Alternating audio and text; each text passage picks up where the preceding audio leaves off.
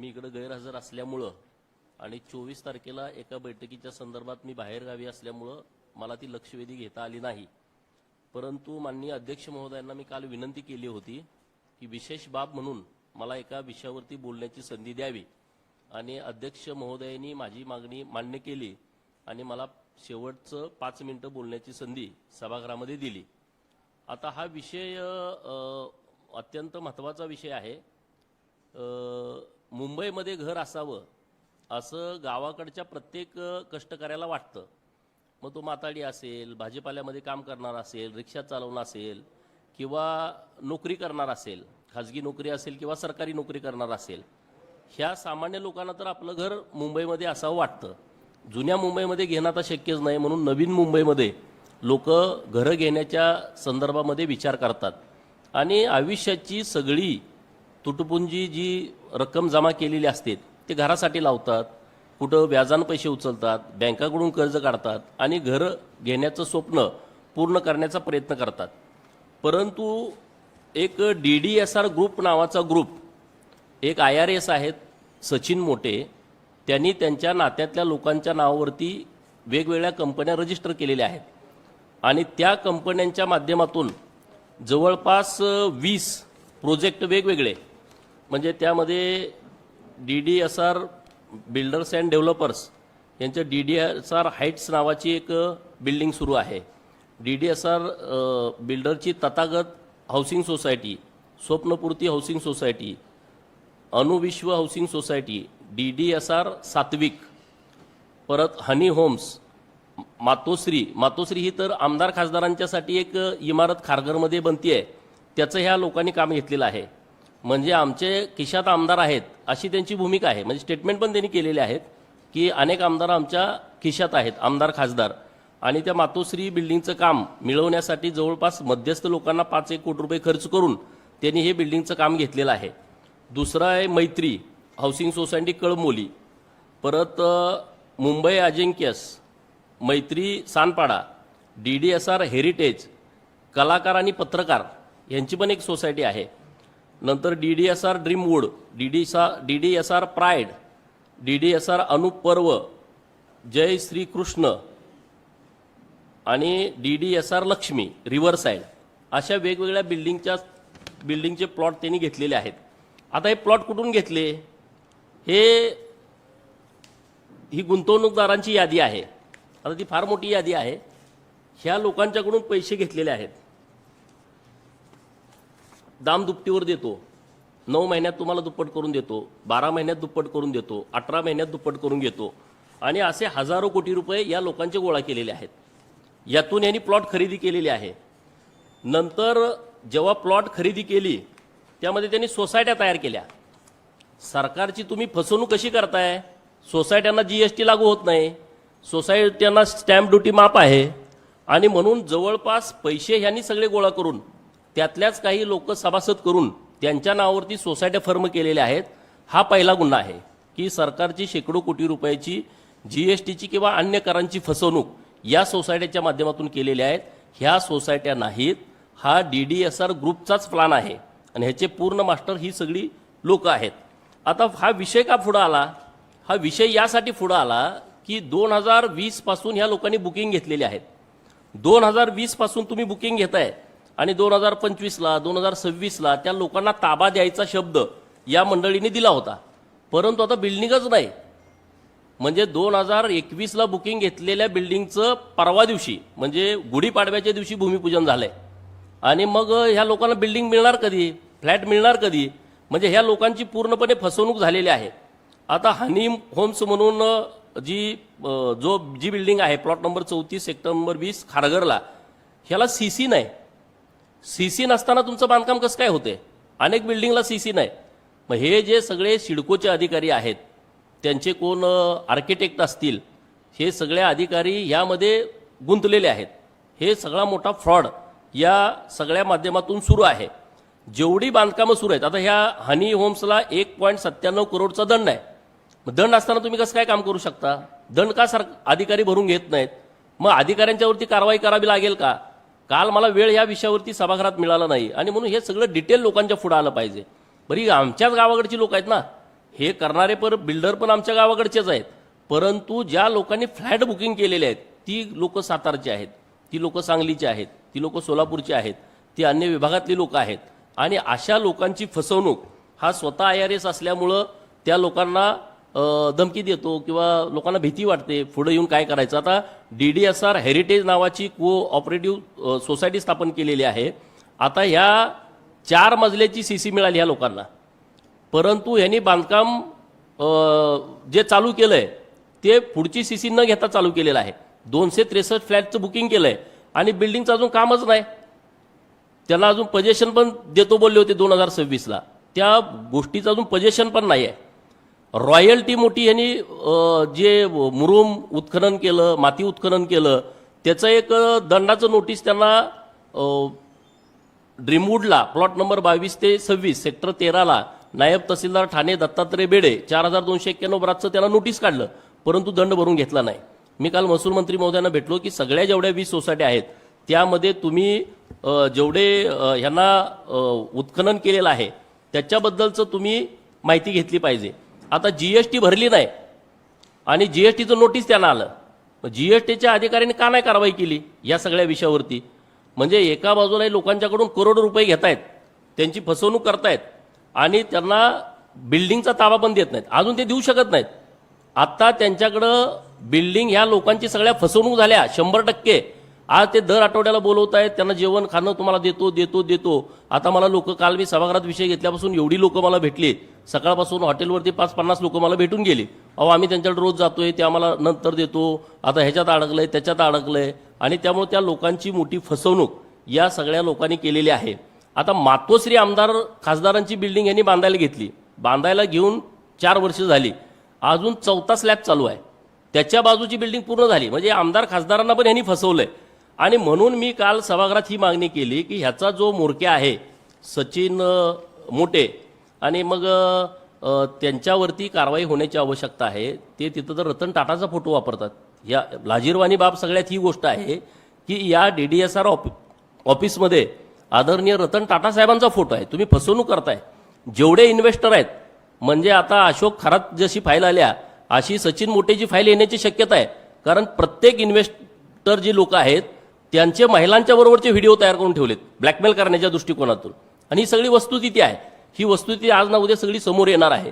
तत्पूर्वी सरकारनं या सगळ्या बाबीमध्ये, कारण CC न देणं, GST न भरणं, रॉयल्टी न भरणं, कुठल्याही परवानग्या न घेता बिल्डिंगचं काम चालू करणं, लोकांचं बुकिंग घेणं परवानगी नसताना, आणि बुकिंग घेऊन 4-4, 5-5 वर्ष झाल्याच्या नंतर सुद्धा त्यांना फ्लॅटचा ताबा न देणं, या संदर्भामध्ये मी काल सभागृहामध्ये मागणी केली होती की सरकारनं या सगळ्या विषयाचा विचार करून सुमोटो यांच्यावरती कारवाई करावी. माननीय मुख्यमंत्री महोदयांना मी धन्यवाद देईन की त्यांनी जॉईंट CP लेवलच्या अधिकाऱ्याच्या माध्यमातून ह्या सगळ्या प्रकरणाची चौकशी करण्याचा शब्द दिलेला आहे.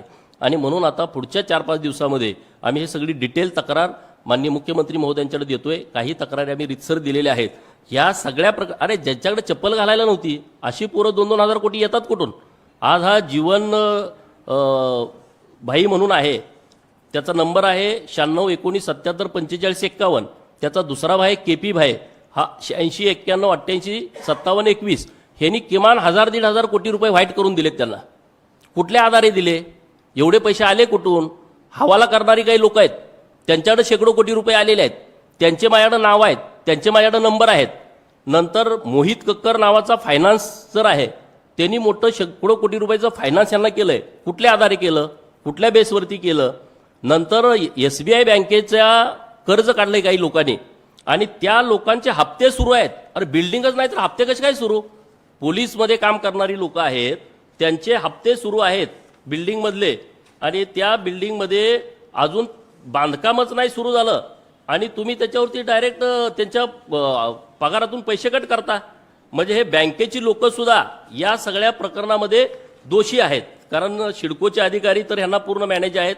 सिडकोतले अधिकाऱ्यांची इन्व्हेस्टमेंट आहे, काही IPS, काही IRS, काही IAS यांचं यामध्ये पैसे गुंतलेले आहेत. आणि ते सगळे प्रकरण हळूहळू या सगळ्या विषयात पुढे येतील. आता कलाकार आणि पत्रकार यांनी पण बुकिंग केलेली आहे. एक त्यांची प्लॉट नंबर 13 सेक्टर नंबर 8 पनवेलमध्ये ही सोसायटी आहे. 2023ला काम सुरू आहे. आता नुसता 4था स्लॅब पडला आहे. ताबा देतो देतो देतो म्हणून ते बोलतायत. 2026ला ताबा द्यायचं होतं, आता 2026चा एप्रिल महिना सुरू होतोय आणि अजून त्याचं बांधकाम पण सुरू केलं नाही. म्हणजे त्या बिचाऱ्या पत्रकारांची पण त्यांची फसवणूक केलेली आहे. एजंट लोक जी मोठ्या प्रमाणात त्यांनी इथं बुकिंग दिलेलं आहे. रवीश भाटला आणि अप्रीत भाटला हे जे लोक आहेत ह्यांनी ह्या सगळ्या लोकांची फसवणूक मोठ्या प्रमाणात केलेली आहे. DDSR हेरिटेज आणि DDSR प्राईड ह्या बिल्डिंगच नाहीत आणि त्या शेकडो लोकांचे तुम्ही पैसे घेतलेत. शेकडो लोकांचे पैसे घेतलेत, काम नाही. आता गुढीपाडव्याला या सोसायटीचं काम ह्यांनी सुरू केलंय 19 तारखेला आणि त्यामध्ये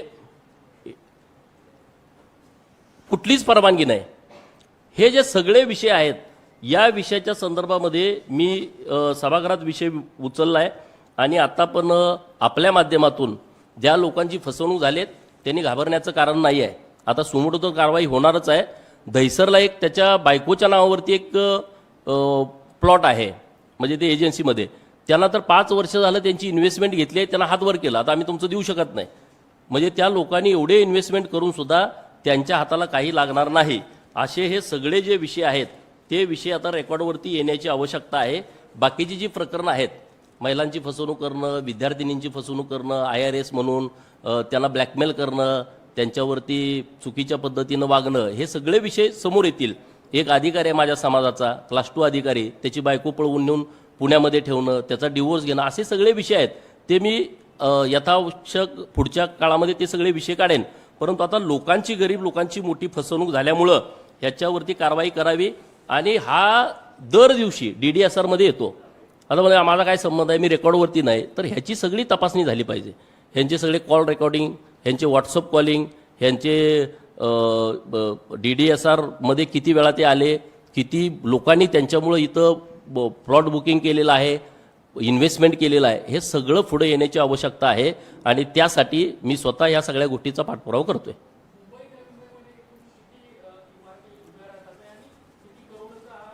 एक 2,000 कोटी तर सरासरी, म्हणजे कारण काय आहे, जमीनच ही जवळपास 1,500 कोटीपर्यंतची असेल. 50, 70, 80, 100 कोटीपर्यंतचे एक प्लॉट आहेत आणि हे इतकी मोठी रक्कम आहे. आणि लोकांच्याकडून घेतले ग्राहक म्हणून त्यांच्याकडून जे घेतलेले पैसे वेगळे आहेत. 30 लाख, 40 लाख, 50 लाख, 60 लाखापर्यंत त्यांच्याकडून बुकिंग अमाऊंट घेतलेले आहेत. ह्या जवळपास 20 बिल्डिंग आहेत.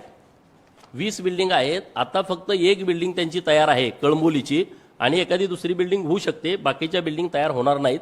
आता ते मी कॉन्ट्रॅक्टरांची माहिती घेतली की 50 कोटी रुपये ते कॉन्ट्रॅक्टरचेच देणे आहेत.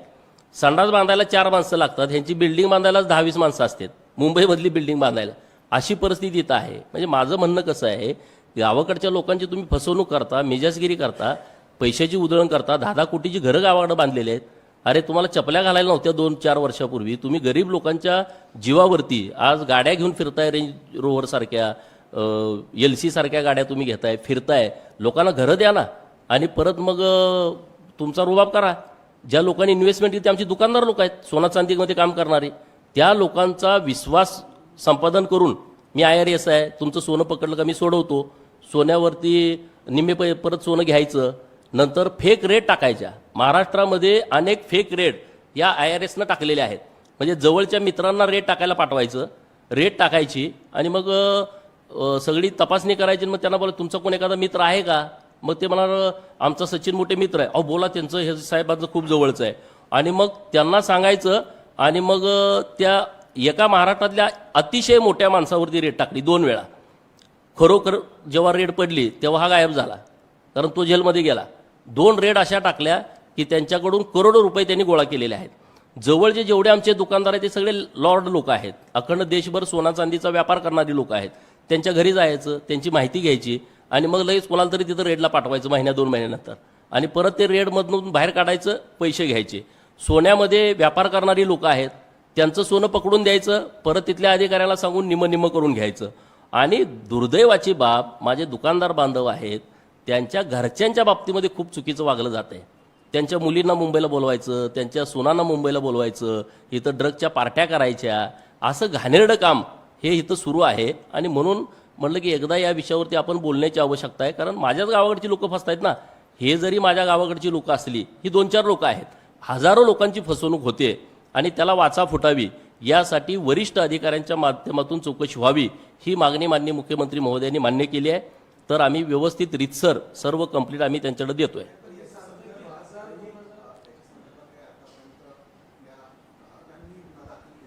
नाही, ग्राहक जेव्हा गुन्हा दाखल करायला जातात तेव्हा ही सगळी लोक यांची चेनच तयार झाली आहे. नवी मुंबईमध्ये सगळे अधिकारी यांना फॉर आहेत. अधिकारी तिथं रोज सिडकोमध्ये कमी, ह्यांच्या ऑफिसला जास्त. मी इथं एखादी नुसती माहिती दिली का लगेच दुसऱ्या मिनिटाला त्यांच्या व्हॉट्सअपला असते. तर ही सगळी चेन तयार झाली आहे. आणि त्यामुळं म्हणून मी सभागृहात मागणी अशी केली की ह्याची चौकशी सुमोटोच लावा. लोक तर तक्रार द्यायला येतील. आता माझ्याकडे अनेक लोक आलेले आहेत. राहिलेल्या लोकांना माझी विनंती आहे की पुढच्या 8 दिवसात 15 दिवसात तुमचा फ्लॅट कुठं आहे त्यांच्याकडून घ्या. हवेतले फ्लॅट विकतायत हे, हवेतले. ज्यांना दुप्पट पैसे देतो म्हणले होते त्यांना आता म्हणजे तुमचं दुप्पट झालं तर 11व्या मजल्यावरचा फ्लॅट घ्या. अरे मजलाच तयार नाही तर 11व्या मजल्यावरचा फ्लॅट कुठला घ्या. 22व्या मजल्यावरचा फ्लॅट घ्या. अरे मजला अजून तुमचा खड्डाच काढला नाही आणि तुम्ही 22व्या मजल्यावरचा फ्लॅट विकताय. म्हणजे या महाराष्ट्रात अशी जर फसवणूक होणार असेल तर आम्ही या विषयावरती बोलणं आवश्यक आहे. आणि म्हणून हे सगळं रेकॉर्ड म्हणजे एक ना एक फ्लॅट धारकाचं नाव माझ्याकडे आहे आणि ती सगळी गरीब लोक आहेत, इन्व्हेस्ट करणाऱ्या लोकांची नाव आहेत. तर हे सगळं प्रकरण पुढे येण्याच्या दृष्टिकोनातून मी स्वतः याचा पाठपुरावा करतो.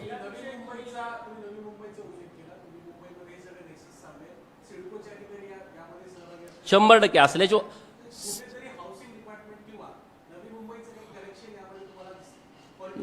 हे बघा असू शकतं. हा पॉलिटिक्समध्येच आहे ना. हा नुसता नावालाच अधिकार आहे. हा ह्याच्या घरी सगळे पॉलिटिकल जे लोक आहेत ते सगळे लोक येतात. त्या विषयावरती मला जायचं नाही. मला हे पॉलिटिक्सला न्यायचं नाही. तो नंतरचा विषय येऊ. त्यांच्याकडून काय रिप्लाय येते त्यावर बघू आपण. परंतु ही लोकांची जी फसवणूक आहे. अरे आमदाराला फसवताय तुम्ही. आमदारांना तुम्ही 3-4 वर्षापूर्वी त्याचं भूमिपूजन झालंय. आता 4था स्लॅब चालू आहे. आता 3-4 वर्षात मुंबईमध्ये बिल्डिंग होती का नाही होती सांगा. आता मोठेपणा करायचा म्हणून आमदार माझ्या खिशात आहेत म्हणून त्यांनी 3600 रुपये बांधकामाला खर्च येतोय. 2400ला काम घेतलंय. असले सगळे उद्योग आहेत.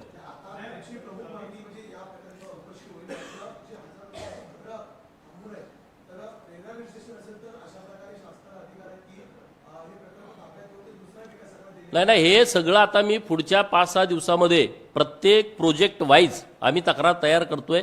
वकील लोक मी या सगळ्या कामावरती बसवलेले आहेत.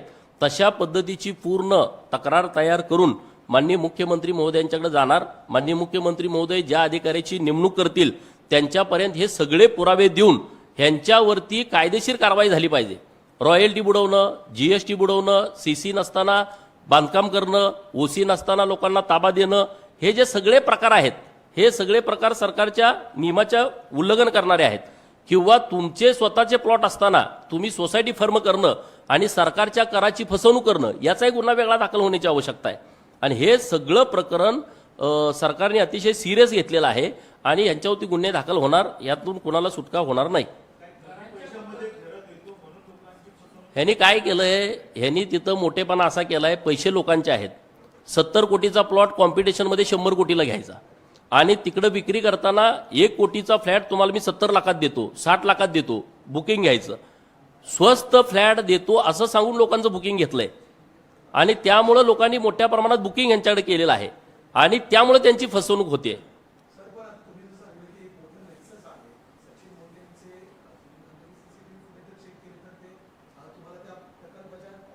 हजार वेळा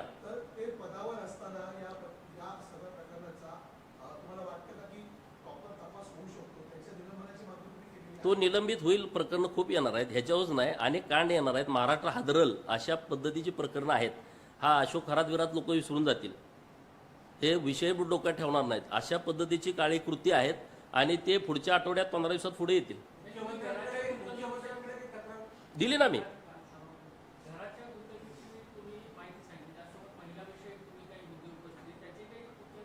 महिलांच्या विषयी अनेक पुरावे आहेत. काही मुली मला भेटून गेलेल्या आहेत परंतु त्या इतक्या घाबरतेत. MPSC करणाऱ्या मुली, UPSC करणाऱ्या मुली, तुमच्याबरोबर लग्न करतो, तुमच्याबरोबर अमुक करतो, तमुक करतो. म्हणजे आता तो विषय सांगण्यासारखा नाही अशा पलीकडचं आहे. म्हणजे महाराष्ट्रात असं कुठल्याच अधिकाऱ्यानं कांड केलं नसेल असं कांड पुढे येऊ शकतं. म्हणजे असं कुणीच नसेल केलं. अशा पद्धतीचे सगळे प्रयोग पुढे येणार आहेत. पण तेव्हा आपण पुढच्या ह्याच्यात बघू. आता हा सगळा ग्राहक लोकांचा विषय आहे, गुंतवणूकदार लोकांचा विषय आहे. त्यांच्या फसवणुकीच्या संदर्भातली ही आजची प्रेस आहे आणि त्याचा मी व्यवस्थितपणे पाठपुरावा करतोय.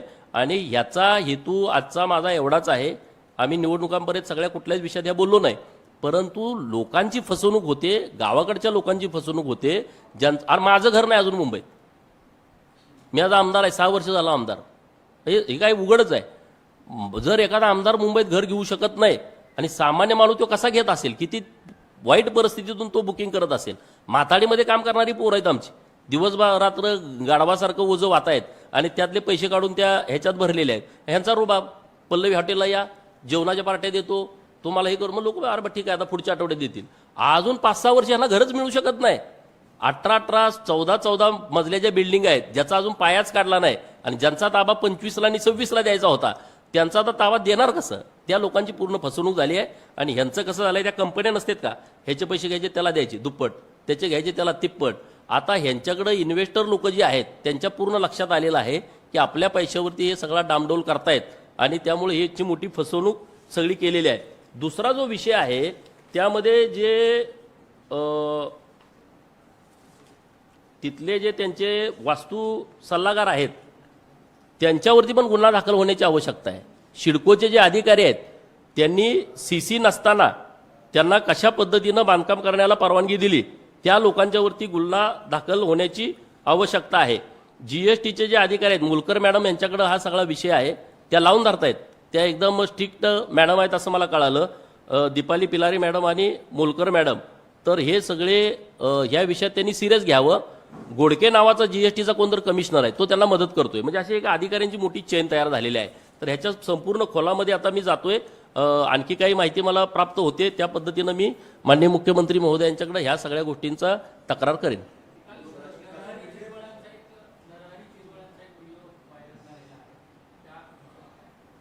आता हे बघा, AIचा जमाना आहे, झिरवळ साहेब बिचारा गरीब माणूस आहे, नेमकं काय झालंय ते बघायला पाहिजे. तो खरंच त्या व्हिडिओची सत्यता गरीब बिचारा आहे, सत्यता तपासण्याची आवश्यकता आहे. जे काय असेल ते सत्यता तपासून आमचे वरिष्ठ नेते, आता मी आमदार माणूस, मी एवढ्या मोठ्या विषयावरती काय बोलणार, परंतु आता AIचा जमाना काय पण येतोय व्हिडिओमध्ये, त्याचं जरा तपासणी करून त्याच्यावरती वरच्या लोकांनी निर्णय घेतला पाहिजे.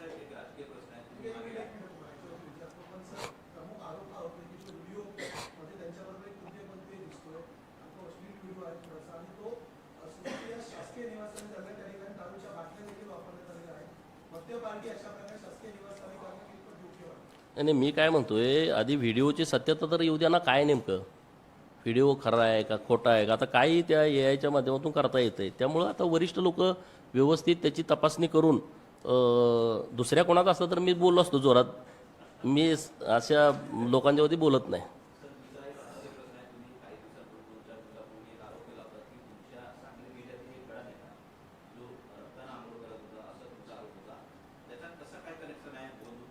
बोललो ना मी त्या विषयावरती. हे बघा, विषय माझा प्रश्न काय आहे की ही जी लोक आहेत ती पुरोगामी लोक आहेत. भाषणामध्ये ते काय सांगतायत की फुले शाहू आंबेडकरांचे विचाराचे आम्ही पाईक आहोत. मग तुम्ही पुरोगामी आहात, मग त्या बाबाकडे गेला का? माझा पहिला प्रश्न हा आहे. म्हणजे एक तर तुम्ही पुरोगामी नाही, मताच्या राजकारणासाठी तुम्ही पुरोगामी आहात असं महाराष्ट्रातल्या लोकांना सांगता. तुम्ही देव धर्म मानत नाही, देवाला तुम्ही शिव्या देणाऱ्या लोकांच्या सोबत असता, आणि मग अशा भोंदूबाबाची तुम्हाला गरज का पडली? हा माझा साधा सोपा प्रश्न आहे आणि त्याच्याबद्दल मी व्यवस्थित बोललोय.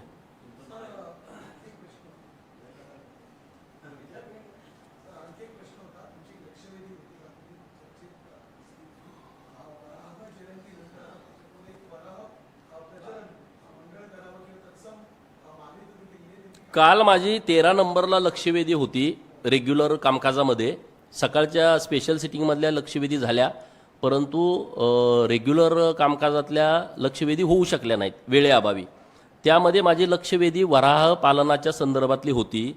वडार, कुंची, कोरवी, सिकलगारी, वैदू, डोंबारी, कैकाडी असा जो भटका समाज आहे, ह्या समाजाचा हा पहिल्यापासून 2000 वर्षापासूनचा हा त्यांचा परंपरागत व्यवसाय आहे. म्हणजे हे नुसतं वराह पालन नाही, त्यांची ती फिरती बँक आहे. यावरतीच त्यांचं कुटुंब चालणं, मुलाचं शिक्षण, घरदारं बांधणं, हे सगळे विषय त्याच्यावरती चालत आहेत. परंतु आता काही सरकारनं म्हणजे अहिल्यानगरमध्ये परवा त्यांना सगळे कोंडून टाकले. अरे भाई, हा काय पर्याय नाही ना. आणि ह्याच्या संदर्भातली माझी काल लक्षवेधी होती की वराह पालनाच्या संदर्भामध्ये एक विकास महामंडळ राज्य सरकारनं घोषित करावं. हे सगळे भटक्या समाजातली लोक आहेत, यांच्याकडे जमीन नाही. यांना वराह पालन करण्याच्या दृष्टिकोनातून राज्य सरकारनं जमीन उपलब्ध करून द्यावी आणि त्यांना आर्थिक सहाय्य करावं, अशा पद्धतीची एक लक्षवेधी मी काल सभागृहाने मांडली होती. आणि ह्या सगळ्या विषयामध्ये स्वतंत्र महामंडळ स्थापन करून त्याला मोठं आर्थिक बजेट द्यावं, त्याला अध्यक्ष उपाध्यक्ष द्यावा, त्याला राज्यमंत्री पदाचा दर्जा द्यावा, अशा पद्धतीची माझी काल लक्षवेधी होती. परंतु वेळेअभावी ती झाली नाही. परंतु मी आता या सगळ्या विषयामध्ये पाठपुरावा करणार आहे.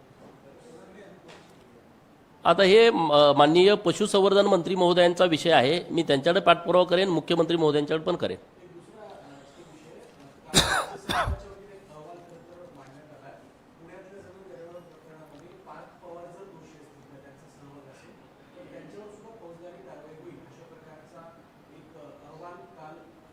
अहवाल काय आला आहे याच्याविषयी मला माहिती नाही. परंतु काल आपल्याच मीडियाच्या माध्यमातून मी बघितलेलं आहे, जे अधिकारी अपॉइंट केले होते त्यांनी हा अहवाल दिलेला आहे आणि जी कोणी रेकॉर्डवरती लोक आहेत त्यांना दोषी धरलेला आहे. तर आता अहवालात नेमकं काय आहे याच्याबद्दलची मला एवढी डिटेल माहिती नाही.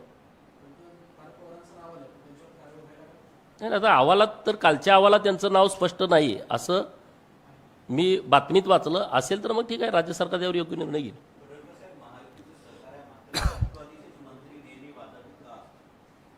आता हे राष्ट्रवादीवाल्यांना विचारा ना. चलो.